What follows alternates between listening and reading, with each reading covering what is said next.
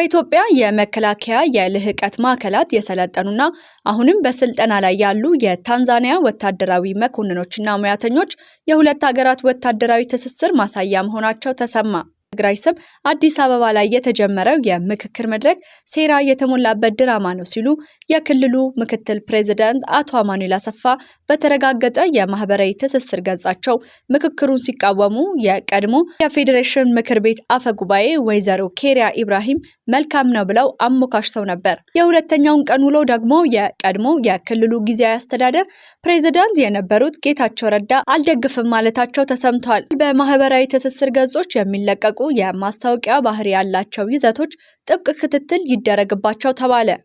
በሶማሊያ ፌዴራል መንግስትና በደቡብ ምዕራብ ሶማሊያ ክልላዊ መንግስት መካከል ጦርነት ተጀምሮ በቅርብ ምርጫ አድርጋ መረጥኳቸው ያለቻቸው አብዱ አዚዝ ሐሰን መሐመድ ህይወታቸውን ቢያተርፉም ያሉበት ሁኔታ ግን አልታወቀም የሚሉትንና ሌሎች ወቅታዊ መረጃዎችን ወደ እናንተ እናደርሳለን።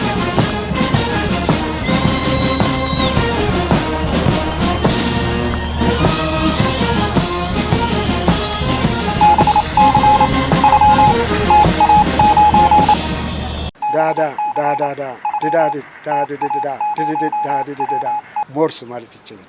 ይህ ሞርስ ነው የሚያዘጋጀው ወንድም ኢዮብ በረከተ ኒቆዲሞስ የፊታችን መጋቢት 19 2018 ዓመተ ምህረት ልዩ የሆነ የበረከት ጥሪ ወደ እናንተ ይዘን መጥተናል። ከህመማችን የተፈወስንበት ከድካማችን ያረፍንበት የድህነታችን ምክንያት እጅግ ተአምረኛ የሆነው የግቢ ቅዱስ ገብርኤል ጸበል ካለበት ቆርቆሮ ቤት ለማውጣት ለምእመናን ምቹ ወደሆነ ዘመናዊ ቤት ለመቀየር እንዲሁም ዘመኑን የዋጀ ኦርቶዶክሳዊ የምርምር ማዕከልና የርቀት ትምህርት ማዕከል የሰንበት ትምህርት ቤት መገልገያ ህንፃ ለመገንባት ስራው በሰፊው ተጀምሯል። ይህን ፕሮጀክት ለመደገፍ በቅዱስ ገብርኤል ጸበል ተአምር የተደረገላችሁ ምእመናን ሃይማኖትን ጠንቅቆ የሚያውቅ ለሚነሱት ጥያቄዎች መልስ ለመስጠት የተዘጋጀ ኦርቶዶክሳዊ ወጣት ለማፍራት ህልም ያላችሁ ምእመናን በበረከተ ኒቆዲሞስ መጋቢት 19 በኦንላይን የገቢ ማሰባሰቢያ ላይ በመሳተፍ ከቅዱስ ገብርኤል በረከት ያገኙ። መጋቢት 19 ከምሽቱ 2 ሰዓት ጀምሮ በኦንላይን የገቢ ማሰባሰቢያ ላይ እርሶም እንዲሳተፉ ተጋብዘዋል። የቅዱስ ገብርኤል ወዳጆችን በሙሉ ይጋብዙ። ዘመናዊ የጸበል ቤቱን ህንፃ ስትገነቡ በዚያውም ወጣቱ ወንጌል የሚማርበትን ፕሮጀክት በመደገፍ ክርስቲያናዊ ተሳትፎውን ይወጡ።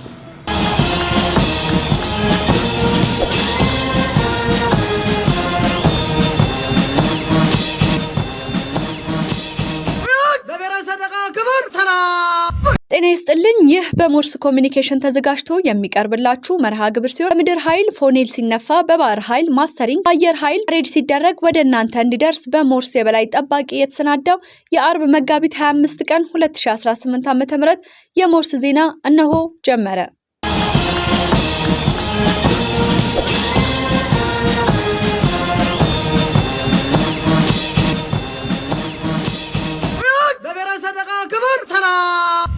የተወደዳችሁ ቤተሰቦቻችን ለምታደርጉልን ድጋፍና እገዛ እያመሰገንን አሁንም ላይክ፣ ሼር፣ ሰብስክራይብ ማድረጋችሁ እንዳትረሱ ላስታውሳችሁና የዕለቱን ዜና የማቀርብላችሁ እኔ ሄርሜላ ብርሃኑ ሲሆን በኢትዮጵያ የሚዲያ ሕግ መሰረት ማስተዋወቅ የማይገባቸውን ምርቶች በማህበራዊ ትስስር ገጾች በሚያስተዋውቁ ግለሰቦች ላይ ቁጥጥርና እርምጃ እየተወሰደ እንደሆነ የኢትዮጵያ ምግብና መድኃኒት ባለስልጣን አስታወቀ። በማህበራዊ ሚዲያ መስፋፋት ምክንያት እንደ አልኮል መጠጦች፣ የህፃናት ወተትና ሌሎች የተከለከሉ ምርቶችን በህገወጥ መንገድ የሚያስተዋውቁ ግለሰቦችና ድርጅቶች እየተበራከቱ እንደሚገኙና ይህንን ህገወጥ ተግባር የሚፈጽሙ ማንኛውም ግለሰቦች ወይም ተቋማት ከጸጥታ አካላት ጋር በመቀናጀት በህግ እንዲጠየቁ እየተደረገ መሆኑ ተሰማ። የህዝብን ጤናና ደህንነት ለመጠበቅ ሲባል በማህበራዊ ትስስር ገጾች የሚለቀቁ የማስታወቂያ ባህሪ ያላቸው ይዘቶች ጥብቅ ክትትል የሚደረግባቸው መሆኑን የባለስልጣኑ የምግብ ኢንስፔክሽን የህግ ማስፈጸም መሪ ስራ አስፈጻሚ አቶ ሙላቱ ተስፋዬ ነገሩኝ ያለው አሃዱ ነው።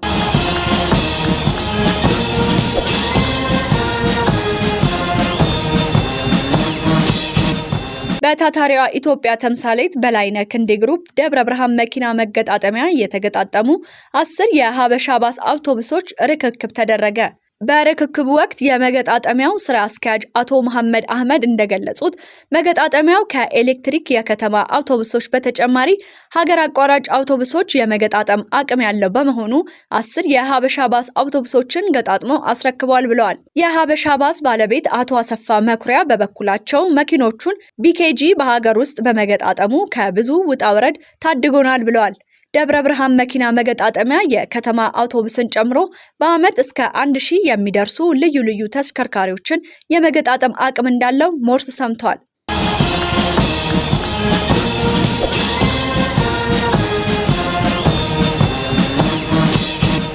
የኢትዮጵያና የታንዛኒያ የመጀመሪያ ዙር የጋራ መከላከያ ኮሚቴ ስብሰባ እንደ አውሮፓውያኑ አቆጣጠር ከማርች 30 እስከ 31 2026 በታንዛኒያ መዲና ዳሬ ሰላም ተካሄደ። በመከላከያ የውጭ ግንኙነትና ወታደራዊ ትብብር ዋና ዳይሬክቶሬት ዳይሬክተር ሜጀር ጀነራል ተሾመ ገመቹ የተመራው የኢፌዴሪ መከላከያ ልዑክ በዚሁ ጉባኤ ላይ ተገኝቶ ከታንዛኒያ አቻው ጋር ሰፊ ውይይት አድርጓል።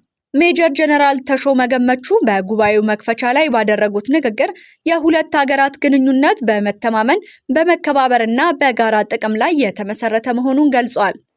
ባለፉት ዓመታት በኢትዮጵያ የመከላከያ የልህቀት ማዕከላት የሰለጠኑና አሁንም በስልጠና ላይ ያሉ የታንዛኒያ ወታደራዊ መኮንኖችና ሙያተኞች የሁለት ሀገራት ወታደራዊ ትስስር ማሳያ መሆናቸው ተገልጿል። የኢትዮጵያ አየር ኃይል ያለውን ሰፊ ልምድና ጠንካራ አቅም በመጠቀም የታንዛኒያን አየር ኃይል በሁሉም ዘርፎች ለመገንባት አስፈላጊውን ድጋፍ እንደሚያደርግ ተመላክቷል። ሜጀር ጀነራሉ አክለውም ኢትዮጵያ ለታንዛኒያ መከላከያ ሰራዊት በስልጠና ዘርፍ የምታደርገው ድጋፍ ከፍተኛ ውጤት እያስመዘገበ መሆኑን ጠቅሰው ታንዛኒያ ይህን ስትራቴጂካዊ ትብብር ወደ ሌሎች አዳዲስ የትብብር መስኮች ለማስፋት ቁርጠኛ መሆኗን አረጋግጠዋል። መረጃውን ያገኘነው ከዋና ዳይሬክቶሬቱ ጽሕፈት ቤት ነው።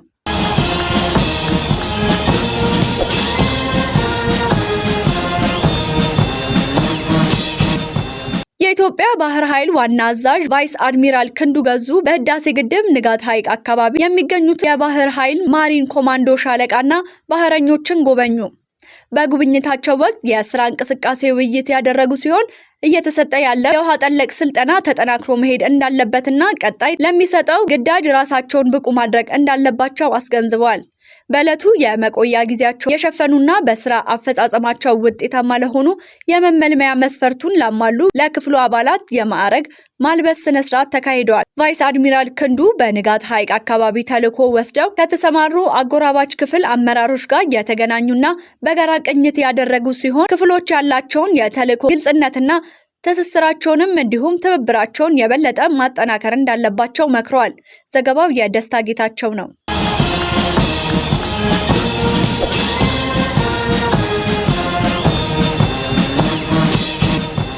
የተወደዳችሁ ቤተሰቦቻችን ለምታደርጉልን ድጋፍና እገዛ እያመሰገንን በሞርስ የበላይ ጠባቂ የተፈቀደውን መልእክት ሰምተን ስንመለስ ወደ ቀሪ ዜና እናልፋለን።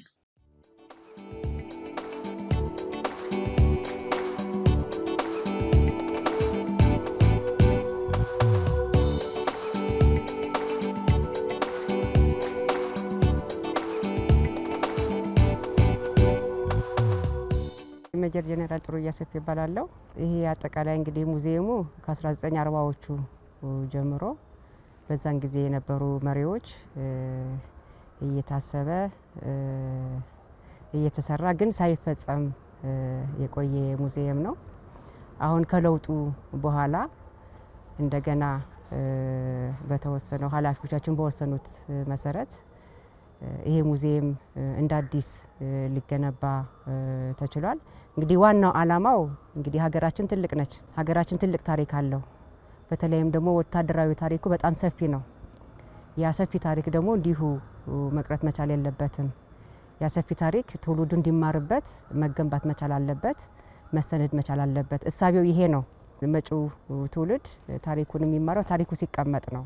እንዲሁ ሲሆን ግን አፈ ታሪክ ነው፣ ወሬ ነው ሊሆን የሚችለው እና ዋናው ዓላማው ወታደራዊ ታሪኮቻችን ትውልዱ እንዲማርበት፣ ትውልዱ ከአባቶቹ ታሪክ ከአያቶቹ ታሪክ ተምሮ ራሱን ለቀጣዩ ደግሞ እንዲያዘጋጅ በማሰብ የተገነባ ሙዚየም ነውና ይሄ ሙዚየም እንግዲህ ታሪክ የሚጀምረው ዋናው ሙዚየም ሲገነባ ትርክቱ የሚጀምረው ከአክሱም ዘመነ መንግስት ጀምሮ እስካሁን እስካለው ወታደራዊ ታሪኮቻችን እዛ አዲሱ የሚገነባ ሙዚየም ላይ ይቀመጣል ማለት ነው። ይሄ ጊዜያዊ ሙዚየም ነው።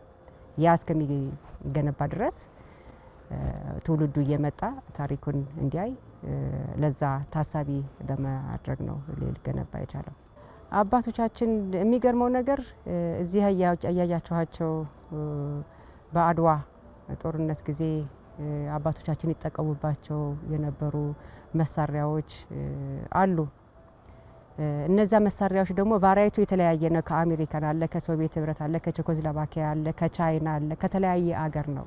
ሀገራቸውን ለመጠበቅ አባቶቻችን ምን ያክል ዋጋ ይከፍሉ እንደነበረ ምን ያክልም ደግሞ አገር ማዶ ተሻግረው ዲፕሎማሲው ውስጥ ገብተው ሀገራቸውን ለመጠበቅ ያደርጉት የነበረውን እንቅስቃሴ ያሳያል ማለት ነው። ስለዚህ ከዚህ ትውልዱ ምን ያክል ታሪክ ለመጠበቅ ይንቀሳቀሱ እንደነበረ ይሰሩ እንደነበረ ይሄም ደግሞ ዝም ብሎ አይደለም መስዋዕትነትም ጭምር ነበረው ማለት ነው። ሀገር የተገነባው እንዲሁ አይደለም፣ በደም አሻራ መስዋዕትነት ተከፍሎበት ነውና ትውልዱ ከዚህ ነው የሚማረው።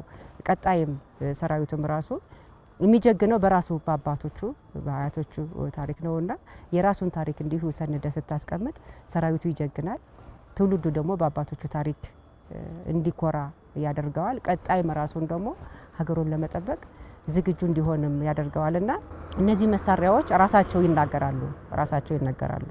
ምንም አስረጂ አያስፈልግም። እዚህ የተቀመጡት ነገሮች ተጨባጭ አባቶቻችን የከፈሉትን መስዋዕትነት ምን ያክል መስዋዕትነት ከፍለው ምን ያክል ደክመው ከዛም በኋላ ደግሞ ሰራዊታችን ከዛ ከአባቶቹ ታሪክ ተቀብሎ በሰላም ማስከበሩ ሊሆን ይችላል።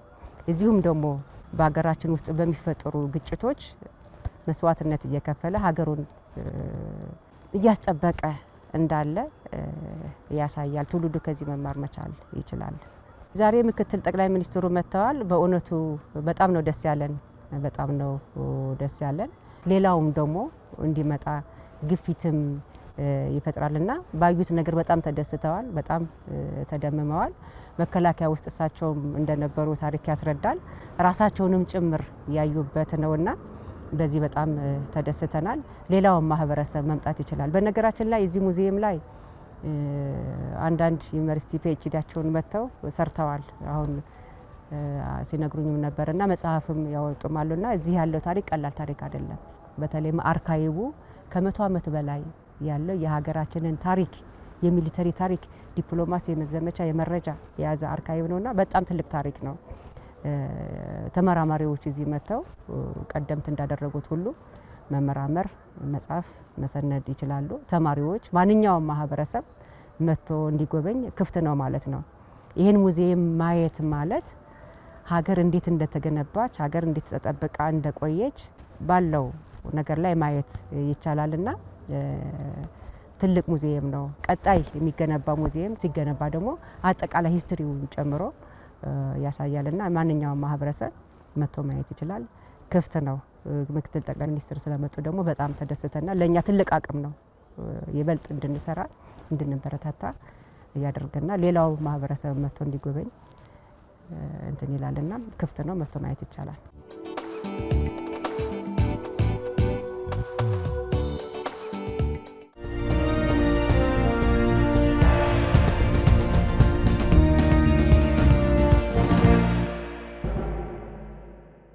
የመከላከያ መሐንዲስ ዋና መምሪያ የመከላከያ ሰራዊት ሙዚየም ቁልፍና ሰነድ አስረከበ።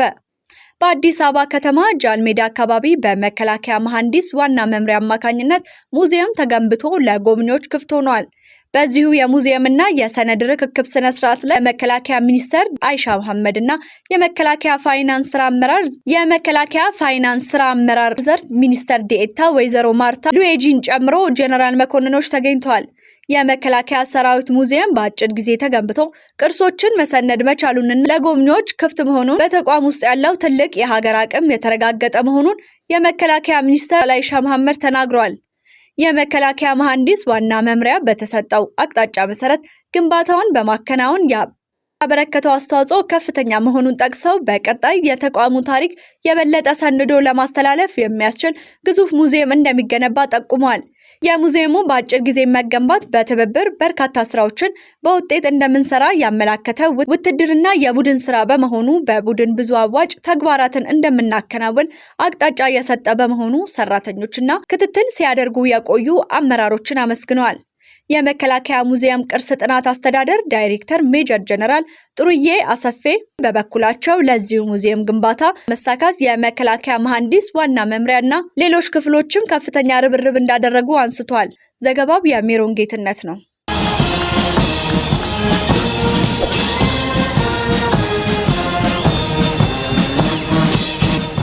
ሀገራዊ ምክክር ኮሚሽን በአዲስ አበባ የጀመረውን ስለ ትግራይ ክልል ሁኔታ መምከር መጀመሩን ተከትሎ በትግራይ ስም አዲስ አበባ ላይ የተጀመረው የምክክር መድረክ ሴራ የተሞላበት ድራማ ነው ሲሉ የክልሉ ምክትል ፕሬዝዳንት አቶ አማኑኤል አሰፋ በተረጋገጠ የማህበራዊ ትስስር ገጻቸው ሲቃወሙ የቀድሞ የፌዴሬሽን ምክር ቤት አፈጉባኤ ወይዘሮ ኬሪያ ኢብራሂም መልካም ነው ብለው አሞካሽቶት ነበር። የሁለተኛውን ቀን ውሎ ደግሞ የቀድሞ የክልሉ ጊዜያዊ አስተዳደር ፕሬዝዳንት የነበሩት ጌታቸው ረዳ አልደግፈውም ማለታቸው ተሰምቷል።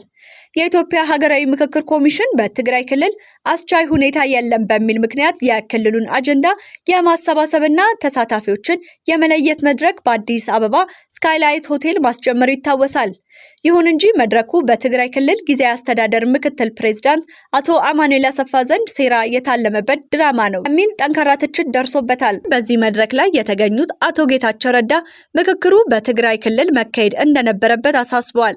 አቶ ጌታቸው የትግራይን ሕዝብ ወክዬ መናገር የምችለው በትክክለኛ ሂደትና በትግራይ መሬት ላይ በሚደረግ ውይይት እንጂ በዚህ መድረክ የክልሉ ወኪል መሆን አልችልም በማለት በሂደቱ ላይ ያላቸውን ጥርጣሬ አንጸባርቋል።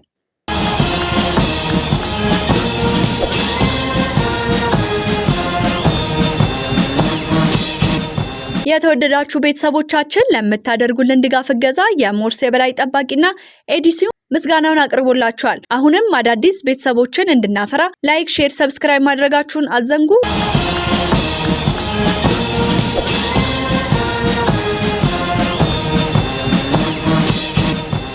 አሁን ደግሞ ወደ ሌሎች መረጃዎች እንሻገር።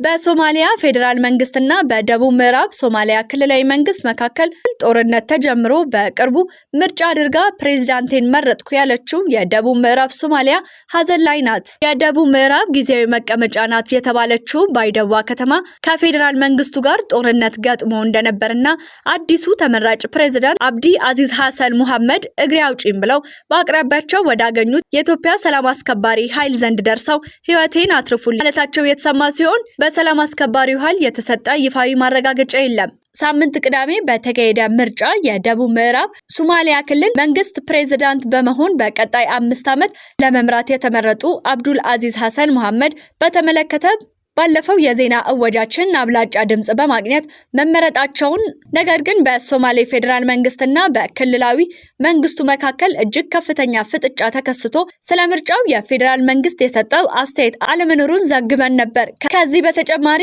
የምርጫ ውጥረቱን ተከትሎ በሶማሊያ ፌዴራል መንግስትና በደቡብ ምዕራብ ሶማሊያ ክልላዊ መንግስት መካከል በየትኛውም ቅጽበት ጦርነት ሊቀሰቀስ ይችላል የሚሉ የዲፕሎማቲክ ምንጮች መረጃ እያመላከተ መሆኑን አካባቢው የምትኖሩ ዜጎች ልዩ ጥንቃቄ አይለያችሁ የሚል ምክረ ሀሳብ መቅረቡንና በፕሬዝዳንት ሐሰን ሼህ ሙሐመድ የሶማሊያ ፌዴራል መንግስት የደቡብ ምዕራብ ሶማሊያ ክልላዊ መንግስት አስተዳደርን በኃይል ለማፍረስ ከፍተኛ ቁጥር ያለው ወታደር እያስጠጋሽ መሆኑን አመላክተን ነበር። በወታደራዊ ምንጮቻችን መረጃ መሰረት የፌዴራል ኃይሎች ጦርነቱን ከፍተው አዲሱ መንግስት የበተኑት መሆኑ ሲታወቅ አዲሱ ተመራጭ ፕሬዝዳንት በህይወት መኖራቸው ቢታወቅም የትና በምን ሁኔታ ላይ እንዳሉ ግን ለማረጋገጥ አልተቻለም።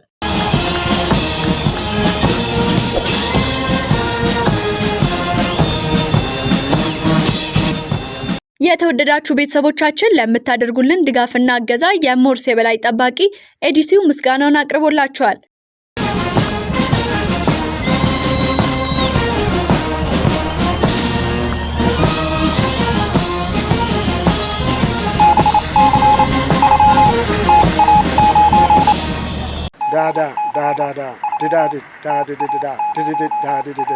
ሞርስ ማለት ይችላል። ይህ ሞርስ ነው የሚያዘጋጀው ወንድም ኢዮብ